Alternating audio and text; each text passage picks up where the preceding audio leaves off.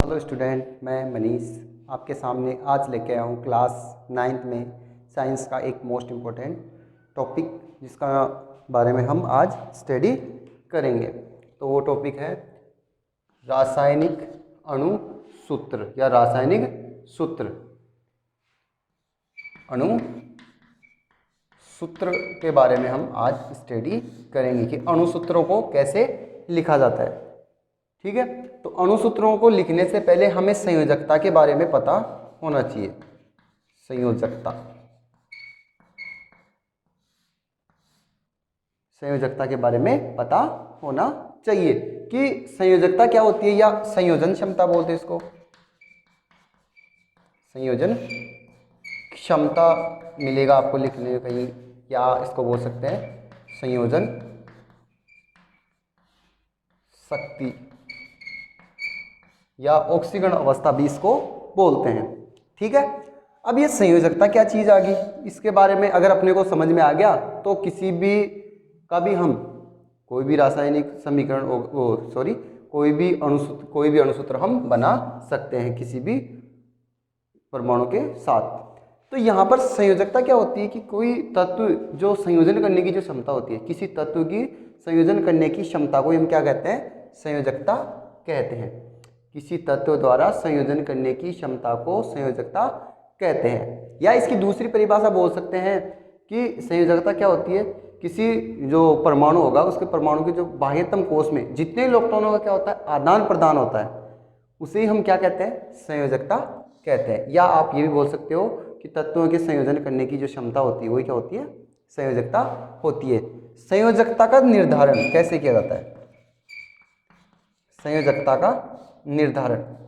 का निर्धारण किया जाता है इलेक्ट्रॉनिक विन्यास से, इलेक्ट्रॉनिक विन्यास द्वारा किया जाता है। वैसे इस इलेक्ट्रॉनिक विन्यास का हम अलग से एक वीडियो बना लेंगे ताकि वो सिर्फ उस वीडियो में हम किसके बारे में, सिर्फ इलेक्ट्रॉनिक विन्यास के बारे में ही पढ़ेंगे। लेकिन यहाँ पर थोड़ा सा मैं बता दूँ इसके बारे में। इलेक्ट्रॉनिक विन्यास क्या होता है कि जो परमाणु के अंदर जो इलेक्ट्रॉन होते हैं उनकी जो व्यवस्था होती है, उसका जो क्रम होता है वही क्या होता है, इलेक्ट्रॉनिक विन्यास होता है। और इसमें कोई भी जो परमाणु होता है वो अपना अष्टक पूर्ण करना चाहता है। क्या करना चाहता है, अष्टक पूर्ण करना चाहता है। अष्टक का मतलब उसका जो बाह्यतम कोश होगा उस बाह्यतम कोश में वो 8 इलेक्ट्रॉन करना चाहता है। या तो 8 इलेक्ट्रॉन हो जाए उसके बाह्यतम कोश में, या 0 हो जाए। ठीक है, या तो उसके बाह्यतम कोश में 8 इलेक्ट्रॉन हो जाए या 0 हो जाए। हमेशा यही करता है वो कोई भी परमाणु अपने संयोजन करने के लिए। जैसे बाह्यतम कोश के बारे में मैं बताऊं, जैसे कार्बन का इलेक्ट्रॉनिक विन्यास मैं सीधा लिख देता हूं एक बारी। कार्बन का जो इलेक्ट्रॉनिक विन्यास होता है वो होता है 1s 2 2s 2 2p2। कार्बन का जो परमाणु क्रमांक कितना होता है, 6 होता है। ठीक है, एक बात जरूर ध्यान रखना कि उदासीन परमाणु के लिए, किसके लिए, उदासीन परमाणु के लिए, ये सिर्फ उदासीन परमाणु के लिए लागू रहेगा कि P बराबर E बराबर Z होता है। क्या होता है, P बराबर E बराबर Z होता है। P क्या होता है, प्रोटॉन, E इलेक्ट्रॉन, तो Z क्या आता है, परमाणु क्रमांक, परमाणु क्रमांक, परमाणु क्रमांक। यानी कोई उदासीन परमाणु होगा, जितना उसका परमाणु क्रमांक होता है उसमें उतने ही इलेक्ट्रॉन होते हैं, उतने ही प्रोटॉन होते हैं। तो यहाँ पर कार्बन का परमाणु क्रमांक कितना होता है, 6 होता है। तो उसके पास इलेक्ट्रॉन भी कितने होंगे, 6 होंगे। तो देख लो ये क्या है, इलेक्ट्रॉन की संख्या है 2 और 2 4 2 6 हो गए। तो यहाँ पर ये जो 2 नंबर वाला है ये क्या हो गया, इसका बाह्यतम कोश हो गया। ये क्या है, इसका बाह्यतम कोश है। अब इस बाह्यतम कोश में कार्बन क्या करना चाहता है, या तो कितना 8 इलेक्ट्रॉन हो जाए या हो जाए 0 इलेक्ट्रॉन। 8 करने के लिए इसको कितने इलेक्ट्रॉन की आवश्यकता हो रही है, 4 की, और 0 करने के लिए भी 4 की। मतलब ये प्लस माइनस की 4 संयोजकता प्रदर्शित करता है। किसके बारे में है ये बात, कार्बन के बारे में। अगर इलेक्ट्रॉन ग्रहण करेगा तो माइनस की, और अगर इलेक्ट्रॉन का डोनेट करता है तो प्लस की संयोजकता प्रदर्शित करता है। जैसे एग्जाम्पल इसका मैं देता हूँ, जैसे आपने पढ़ा होगा CO2 कार्बन डाइऑक्साइड का फॉर्मूला है, और एक पढ़ा होगा आपने CH4 मीथेन। ये क्या है? Carbon dioxide, carbon dioxide. और ये क्या है? मेथेन या मीथेन बोलते हैं, जिसको मार्स गैस इसे बोलते हैं, गोबर गैस इसे बोलते हैं। यहाँ पर कार्बन की संयोजकता कितनी है? प्लस की 4 है, क्योंकि ऑक्सीजन की माइनस की 2 होती है। तो प्लस माइनस समान आवेश कभी जुड़ते नहीं, विपरीत आवेशों के बीच में विपरीत आवेश ही जुड़ते हैं। यहाँ पर हाइड्रोजन की +1 संयोजकता होती है, तो आपको सीधा पता चल गया होगा कि यहाँ पर कार्बन कितना दर्शा रहा है, -4 संयोजकता बता रहा है।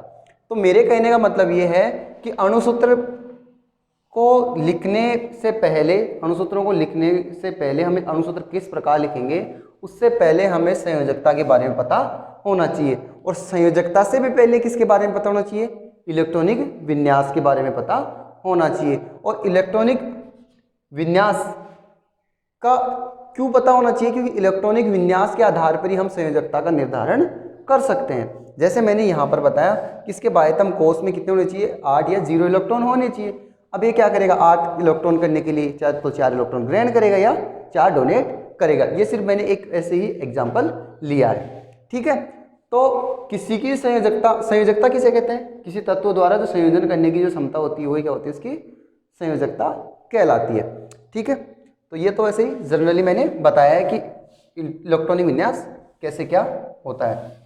अब मैं कुछ तत्व होते हैं जिनकी मैं संयोजकता सीधा ही बता देता हूँ। वैसे ध्यान रखना, संयोजकता का निर्धारण कैसे करेंगे? इलेक्ट्रॉनिक विन्यास पर, और इलेक्ट्रॉनिक विन्यास का आपको अलग से एक वीडियो मिल जाएगा, ठीक है। जैसे आपके सामने आ जाए, जैसे एक संयोजकता दर्शा रहे हो, एक संयोजी बोल सकते हैं जिनको, एक संयोजी मतलब एक संयोजकता तो प्रदर्शित करेंगे। जैसे सोडियम होता है, सोडियम प्लस के रूप में होता है। यहां पर जो आवेश के रूप में जितना दिखाई देगा, या तो प्लस या माइनस के रूप में, जो आवेश के रूप में जो दिखाई देता आपको, आवेश के रूप में जो आपको दिखाई देगा वही क्या होगी? उसकी संयोजकता को प्रदर्शित करेगा। जैसे सोडियम प्लस होगी, ठीक है। हाइड्रोजन, लिथियम, पोटेशियम हो गया, ये सारे क्या हैं? धन इलेक्ट्रॉन, धन आवेशित +1 ये सारे के सारे क्या बता रहे हैं कि इन सभी की एक संयोजकता है, एक संयोजकता है। और वो भी कैसी? प्लस में बता रहे हैं तो प्लस की 1 संयोजकता है। कैसी संयोजकता है? प्लस की 1। जैसे Cl, ये तो सोडियम, हाइड्रोजन, लिथियम और पोटेशियम हो गया। अगर Cl- आपको लिखा दिख जाए तो ये क्या है? क्लोराइड होता है, क्लोराइड। ब्रोमाइड, ब्रोमाइड, ब्रोमाइड की संयोजकता Br- होगी। ब्रोमाइड, फ्लोराइड,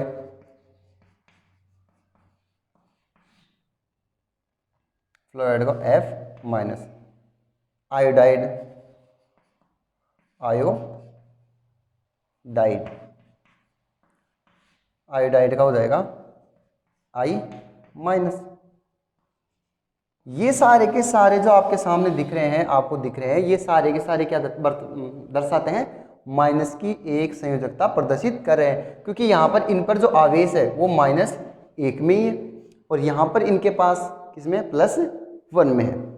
जैसे बहुसंयोजी हो जाए, मान लो जैसे हाइड्रोक्साइड आ जाए आपके सामने, हाइड्रोक्साइड, हाइड्रोक्साइड का प्रतीक क्या होता है? OH-। तो इसकी हाइड्रोक्साइड की जो संयोजकता वो कितनी होगी? 1 होगी, वो भी माइनस की। फिर आ जाए जैसे साइनाइड आ जाए,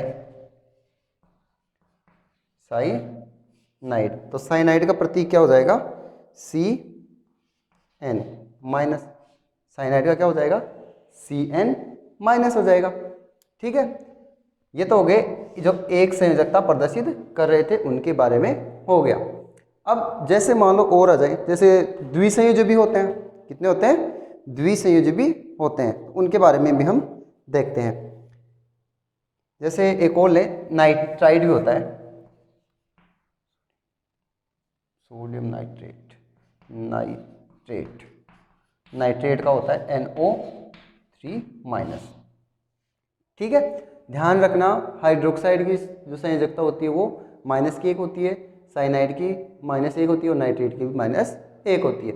इसी प्रकार अगर मान लो दो संयोजकता भी प्रदर्शित कर रहे हो, अणुसूत्र हम आगे नेक्स्ट टॉपिक डाल लेंगे। किसके बारे में पढ़ रहे हैं हम? संयोजकता के बारे में,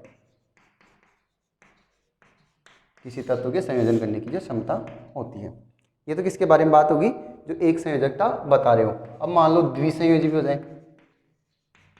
द्विसंयोजी मतलब जो दो संयोजकता प्रदर्शित कर रहे हो, जैसे मैग्नीशियम होता है 2+, ये क्या है?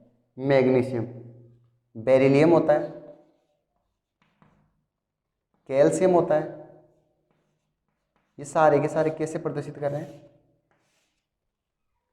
एक यहाँ पर क्यूप्रस Cu+, अगर कॉपर एक संयोजकता प्रदर्शित कर रहा है तो इसको कहते हैं क्यूप्रस। अगर मान लो दो संयोजकता प्रदर्शित कर रहा है Cu2+, ध्यान रखना इसको कहते हैं, ये क्यूप्रस है तो ये क्यूप्रिक। इनको ध्यान रखना क्योंकि ये क्या करते हैं? परिवर्तनशील संयोजकता प्रदर्शित करते हैं। जैसे Fe2+, इसको कहते हैं फेरस। अगर ये फेरस +3 संयोजकता प्रदर्शित करेगा तो उसको कहेंगे फेरिक।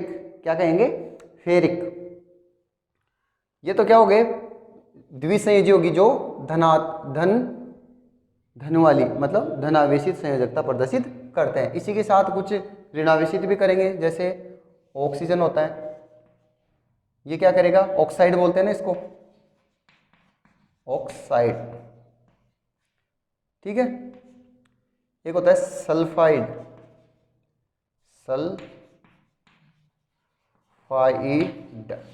अगर ये सल्फाइड आता है कहीं पर तो इसका मतलब S2-।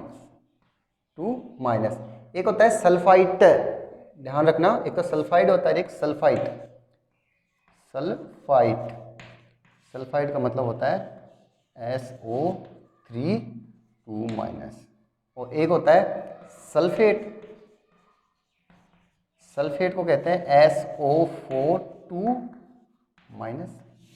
ध्यान रखना। एक होता है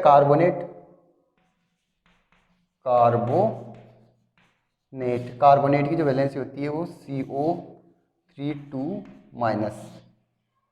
ठीक है, ध्यान रखना।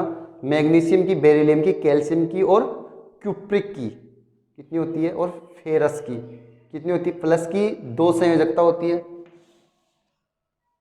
और ऑक्साइड और सल्फाइड की -2 हो गई। सल्फाइड, सल्फेट, कार्बोनेट, इन सब की क्या हो गई?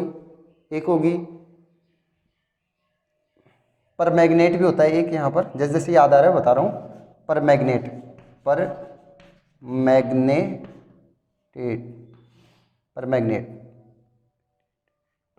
की होती है MnO4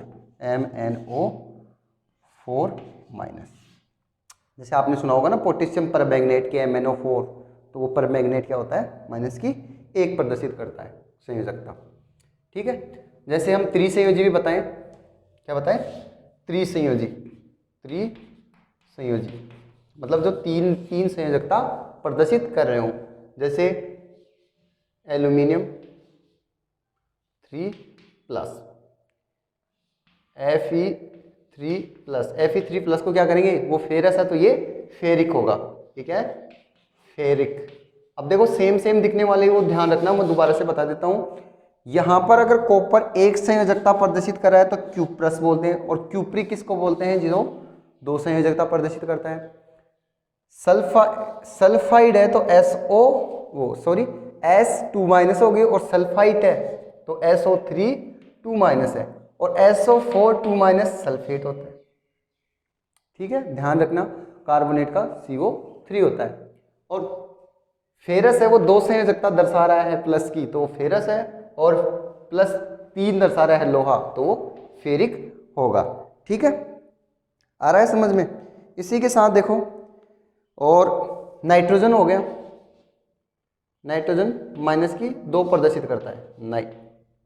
नाइट्राइट लिख दिया ना, नाइट्रेट लिख दिया। नाइट्रोजन भी कितनी प्रदर्शित करता है? माइनस की 3 संयोजकता प्रदर्शित करता है। ठीक है, आगे देखो, साइनाइड वगैरह सब हो गया। एक होता है क्रोमियम भी दर्शाता है, Cr3+। तो ये तो क्या होगी, संयोजकता के बारे में बात हो गई।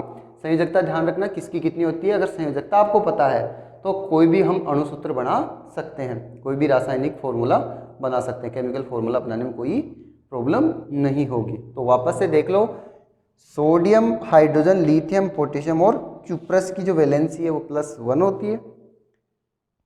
क्लोराइड, ब्रोमाइड, फ्लोराइड, आयोडाइड, इनकी -1 होती है। इसी के साथ जो बहुसंयोजित मतलब जिसमें 2 परमाणु आपस में जुड़े होते हैं, जैसे हाइड्रोक्साइड्स, साइनाइड हो गया, नाइट्रेट हो गया, परमैंगनेट हो गया, इन सब की भी कितनी होती है? -1 संयोजकता होती है। इसी के साथ मैग्नीशियम, बेरिलियम, कैल्शियम और क्यूप्रिक और फेरस, इन सभी की संयोजकता कैसी होती है? +2 होती है। ऑक्साइड, सल्फाइड और सल्फेट और कार्बोनेट, इनकी भी -2 होती है। ठीक है, इसी के साथ जैसे एल्यूमिनियम हो गया, फेरिक हो गया, नाइट्रोजन हो गया, क्रोमियम हो गया, ये क्या करते हैं? त्रिसंयोजकता प्रदर्शित करते हैं। तो अपने को अगर ये संयोजकता पता है तो हम कोई भी फॉर्मूला निकाल सकते हैं। जैसे मैं कहूँ आपको, अभी बताया था मैंने पोटेशियम परमैंगनेट। अब फॉर्मूला लिखने से, अब इसको मैं एक बार मिटा देता हूँ, पहले फॉर्मूला पॉइंट डालते हैं। चलो एक एग्जांपल देख लेते हैं इससे पहले। जैसे फॉर्मूला लिखना हो मेरे को कैल्शियम कार्बोनेट का, किसका लिखना हो मेरे को? कैल्शियम कार्बोनेट का,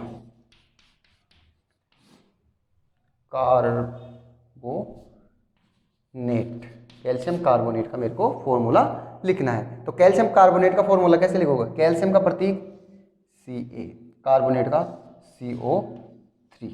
अपने को पता है CO3 होता है कार्बोनेट का प्रतीक। तो अब कैल्शियम की जो वैलेंसी है उसके नीचे लिखो। कैल्शियम की वैलेंसी देखो भाई कहाँ है? कैल्शियम ये रहा, +2 है, क्योंकि विपरीत आवेश जुड़ेंगे। और कार्बोनेट की कितनी है? -2 है, -2। अब इन को क्या किया जाता है? क्रॉस मल्टीपल किया जाता है। वैसे इनको सबसे पहले क्या कर लिया जाए कि जो संयोजकता लिखी जाती है उनको, अगर वो सरल रेशियो में आते हैं, सरल अनुपात में होते हैं, एक दूसरे से कट रहे हैं तो काट देंगे। जैसे 2 से कट जाएगा और कितना आ जाएगा? 1:1 रह जाएगा। मतलब कैल्शियम भी कितना क्रॉस मल्टीप्लाई के रूप में हम इसको लिखेंगे। तो कैल्शियम कार्बोनेट का फॉर्मूला हो जाएगा CaCO3। ठीक है, कोई प्रॉब्लम थोड़ी आई, हमें सिर्फ संयोजकता पता होना चाहिए और हम फॉर्मूला लिख देंगे। ठीक है, अब हम वापस अपने संयोजकता का टॉपिक होने के बाद में हम वापस आते हैं अणुसूत्र के बारे में। तो अणुसूत्र क्या होता है, पहले ये बात समझ लें।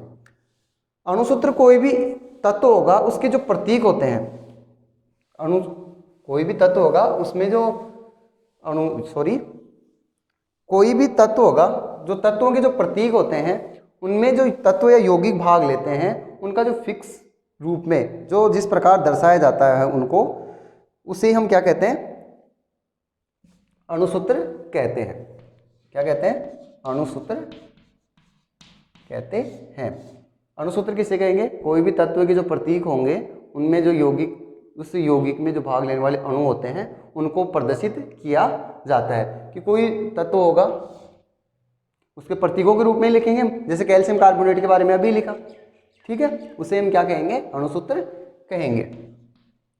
जैसे अब आपको मैं बता दूं कि अणुसूत्र लिखने के लिए कुछ रूल्स वगैरह आपको मैं बता दूं कि सब जो प्रकृति में हैं वो धातु भी हैं और अधातु भी हैं। तो फॉर्मूला लिखने से पहले, फॉर्मूला जब लिखते हैं तो सबसे पहले किसको लिखा जाता है? सबसे पहले धातु को लिखा जाता है और बाद में अधातु को लिखा जाता है। या हम कह सकते हैं कि पहले न लिख कर किस तरफ? बाईं तरफ धातु को लिखा जाएगा और दाईं तरफ अधातु को लिखा जाएगा। ठीक है, विपरीत आवेशी एक दूसरे के साथ जुड़ते हैं। जैसे बहुपरमाणिक हो, एक परमाणिक न होकर बहुपरमाणिक हो। जैसे आपके सामने एक एग्जांपल लेके मैं बताता हूँ। जैसे आपके सामने आ जाए कैल्शियम हाइड्रोक्साइड, मैं कहूँगा आपको कि कैल्शियम हाइड्रोक्साइड का फॉर्मूला बताइए। कैल्शियम हाइड्रोक्साइड, तो कैल्शियम का प्रतीक Ca आपको पता है, हाइड्रोक्साइड का OH होता है। अब ये क्या हो गया, बहुपरमाणिक रूप में है, तो इसको कैसे लिखेंगे वो मैं बता रहा हूँ रूल से। कैल्शियम की संयोजकता प्लस की 2 होती है और हाइड्रोक्साइड की माइनस की 1 होती है। सरल रेशो में थोड़ी आ रहे हैं, कोई कट नहीं रहा, मतलब सरल रेशो में नहीं है, तो क्या करोगे आप, क्रॉस मल्टीपल करोगे। क्रॉस मल्टीपल करोगे तो कैल्शियम तो कितना हो जाएगा 1 और हाइड्रोक्साइड 2 आएगा। तो इस फॉर्मूले को लिखेंगे कैसे वो देखो, CaOH2, एक तो ये तरीका है, और एक होता है CaOH का होल ट्वाइस, और एक और देख लो जैसे CaO2H2। आपके सामने मैंने 3 तरीके से इसको लिख दिया, कौन सा तरीका सही है वो देखते हैं। आप कहोगे कि सर ये सही है, बिल्कुल नहीं, ये दोनों तो गलत है, क्योंकि ये बहुपरमाणिक जब होता है तो इस बहुपरमाणिक को जो ये संख्या लिखी जाती है, ये संयोजन वाली, उसको कैसे कोष्टक में करके लिखा जाता है, ध्यान रखना। ठीक है, ये बात ध्यान रखना कि ऐसे अगर बहुपरमाणिक होगा तो उसके लिए क्या करेंगे, कोष्टक में लिखेंगे। और ये ध्यान रखना पहले धातुओं को लिखा जाएगा फिर अधातुओं को लिखा जाता है। अब हम कुछ फॉर्मूले बनाने की कोशिश करते हैं कि कोई फॉर्मूला हो उसको हम कैसे बनाएंगे। जैसे आपके सामने आ जाए कोई मैग्नीशियम क्लोराइड आ जाए, क्या आ जाए, आपसे मैं पूछूं कि मैग्नीशियम क्लोराइड का फॉर्मूला बताइए मेरे को। तो आपको पता है कि सबसे पहले इनका साइन लिखेंगे, इनका प्रतीक लिखेंगे, क्या होता है, मैग्नीशियम का प्रतीक क्या होता है, Mg होता है, और क्लोराइड का Cl होता है। अब क्या करना है, मैंने जो संयोजकता बताई थी आपको, वो संयोजकता इनके नीचे लिखनी है। मैग्नीशियम की संयोजकता आपको पता है 2 होती है, और क्लोराइड की माइनस की 1 होती है। उसके बाद में कुछ नहीं करना, क्रॉस मल्टीपल करना है। क्या करना है, क्रॉस मल्टीपल करना है। अगर ये दोनों कटते हैं आपस में तो काट लेना है, सरल रेशो में ले लेना है अनुपात में, और उसके बाद में लिख देना है। तो यहाँ पर मैग्नीशियम कितना आएगा 1, तो Mg, और क्लोराइड कितना आएगा। अब यहाँ पर आप देख रहे हो कि क्लोराइड क्या बहुपरमाणिक नहीं है, बहुपरमाणिक नहीं है। C और L तो क्लोराइड का क्या होता है, प्रतीक होता है, मतलब क्लोरीन का साइन ही है। तो MgCl2 ये किसका फॉर्मूला हो गया, मैग्नीशियम क्लोराइड का हो गया। ठीक है, जैसे आपको मैं पूछूं कि आप मेरे को बताओ कैल्शियम हाइड्रोक्साइड का बताइए। कैल्शियम हाइड्रोक्साइड,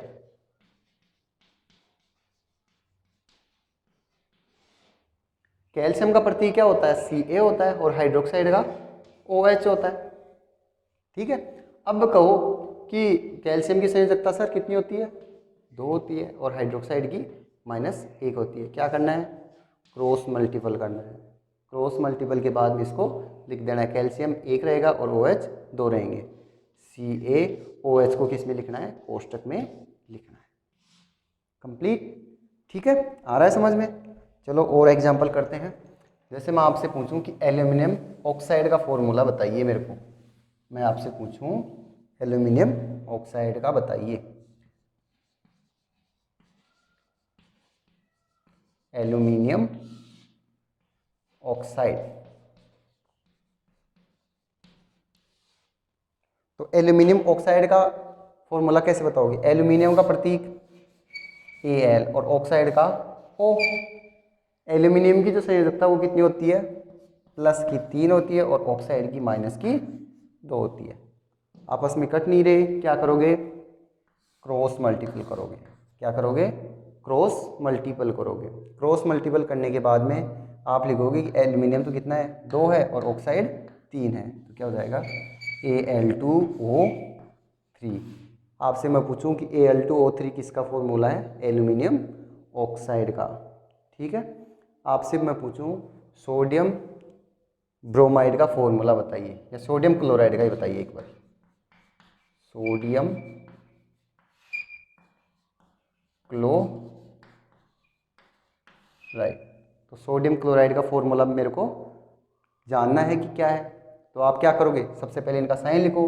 सोडियम का प्रतीक Na और क्लोराइड का Cl। ठीक है, अब क्या करना है, सभी में सेम प्रोसेस चल रही है अपनी कि सोडियम की वैलेंसी लिखनी है, इनकी संयोजकता लिखनी है।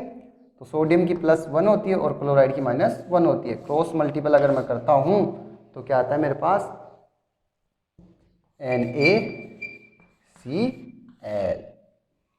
ठीक है, आ रहा है समझ में। चलो और एग्जाम्पल करते हैं अपन, और एग्जाम्पल को पढ़ते हैं कि भाई कौन सा एग्जाम्पल आ जाए। जैसे आपके सामने मैं कहूँ कि जिंक क्लोराइड का फॉर्मूला बताइए। इसका जिंक क्लोराइड, तो जिंक क्लोराइड का फॉर्मूला चाहिए मेरे को। तो जिंक का प्रतीक Zn और क्लोराइड का Cl। जिंक की संयोजकता कितनी होती है, प्लस की 2 होती है, क्लोराइड की -1। क्रॉस मल्टीपल करना है तो आप लिखोगे कि जिंक 1 है और क्लोराइड 2, तो ZnCl2। मैं कहूँ कि जिंक सल्फेट का फॉर्मूला बताइए। जिंक सल्फेट का फॉर्मूला बताइए। तो जिंक का प्रतीक Zn और सल्फेट का SO4। अब क्या लिखनी है, इनकी संयोजकता लिखनी है। तो संयोजकता लिखो, इसकी प्लस की 2 हो गई और इसकी माइनस की 2। सरल रेशियो में आ जाएगा, 1:1 हो जाएगा। ठीक है, तो यहाँ पर जिंक कितना आ जाएगा, 1 आ जाएगा और SO4 भी 1 आ जाएगा। तो ये किसका फॉर्मूला हो गया, जिंक सल्फेट। अब मैं कहूँगा कॉपर सल्फेट का बता दीजिए sir. Copper sulphate, copper sulphate का कैसे लिखोगे, कॉपर का प्रतीक Cu, सल्फेट का SO4। क्या लिखनी है, संयोजकता लिखनी है। इसकी संयोजकता +2 और इसकी -2। सरल रेशियो में करेंगे तो 1:1 हो जाएगा। तो क्रॉस मल्टीपल करना है और क्या आ जाएगा, CuSO4। ठीक है, आ रहा है समझ में। से आगे देखो, जैसे मैं कहूँ आपको पोटेशियम परमैंगनेट का फॉर्मूला बताइए। क्या किए, पोटेशियम परमैंगनेट का, पोटेशियम परमैंगनेट। तो आपको बताया पोटेशियम का प्रतीक क्या होता है, परमैंगनेट का MnO4 होता है, MnO4। पोटेशियम की संयोजकता प्लस की 1 होती है और परमैंगनेट की -1। क्रॉस मल्टीपल अगर मैं करता हूँ तो क्या हो जाएगा, KMnO4। ठीक है, अब अगर मैं कहूँ कि आप मेरे को बताइए किसका फॉर्मूला, कैल्शियम सल्फेट का बताइए। कैल्शियम सल्फेट, तो कैल्शियम का प्रतीक Ca, सल्फेट का SO4। क्या लिखनी है, संयोजकता लिखनी है। तो संयोजकता लिखो, इसकी प्लस की 2, इसकी माइनस की 2। सरल रेशियो में 1:1 आ जाएगा क्योंकि आप उसमें कट रहे हैं। ठीक है, तो क्या हो जाएगा, कैल्शियम सल्फेट का फॉर्मूला CaSO4। ठीक है, नेक्स्ट हम लिखें, जैसे मैं कहूँ आपको लिखना है कैल्शियम ऑक्साइड का बताइए मेरे को। कैल्शियम ऑक्साइड, कैल्शियम ऑक्साइड, तो कैल्शियम का प्रतीक Ca हो जाएगा और ऑक्साइड का O हो जाएगा। आप देख रहे हो कि जैसे जैसे मैं फॉर्मूले लिख रहा हूँ आप खुद भी ऐसे बना सकते हो कि करना क्या है, जो जिसका फॉर्मूला पूछ रहा है उसका क्या लिखना है, साइन लिखना है, प्रतीक लिखना है, फिर उनकी संयोजकता लिखनी है। मतलब आपको ये बात तो समझ में आ गई होगी कि अगर हमें अणुसूत्र लिखने हैं, किसी का अगर फॉर्मूला लिखना है तो उसके लिए हमें संयोजकता का पता रखना आवश्यक है। और संयोजकता का पता रखने के लिए हमें क्या आनी चाहिए, इलेक्ट्रॉनिक विन्यास। या आप डायरेक्टली अगर याद रख सकते हो तो वो रख सकते हो। ठीक है, तो यहाँ कैल्शियम की संयोजकता हो जाएगी +2 और ऑक्सीजन की होगी -2। क्रॉस मल्टीपल करेंगे तो ऐसा तो है नहीं कि भाई 2 CA2O2 ऐसे नहीं लिखेंगे, क्योंकि सरल रेशो में होने की वजह, सरल रेशो में करेंगे इसको तो क्या हो जाएगा CaO, ये किसका आ जाएगा फॉर्मूला, कैल्शियम ऑक्साइड का आ जाएगा। ठीक है, तो आज के लेक्चर में हमने जो अणुसूत्र हैं उनको बनाने की कोशिश की है। आप खुद से अच्छी तरह से अगर प्रैक्टिस करोगे तो ये समझ में आ जाएंगे। और प्रैक्टिस करने के लिए क्या चाहिए, हमें इनका क्या चाहिए, प्रतीक और संयोजकता का पता होना चाहिए। और करना क्या होता है, बस क्रॉस मल्टीपल तो करना है सर, हम खुद ही कर सकते हैं। तो आप खुद अच्छी तरह से मेहनत करोगे तो आपको अणुसूत्र बनाना आ जाएगा। आज के लिए इतना ही, नेक्स्ट वीडियो में हम आगे कंटिन्यू करते हैं। Thank you.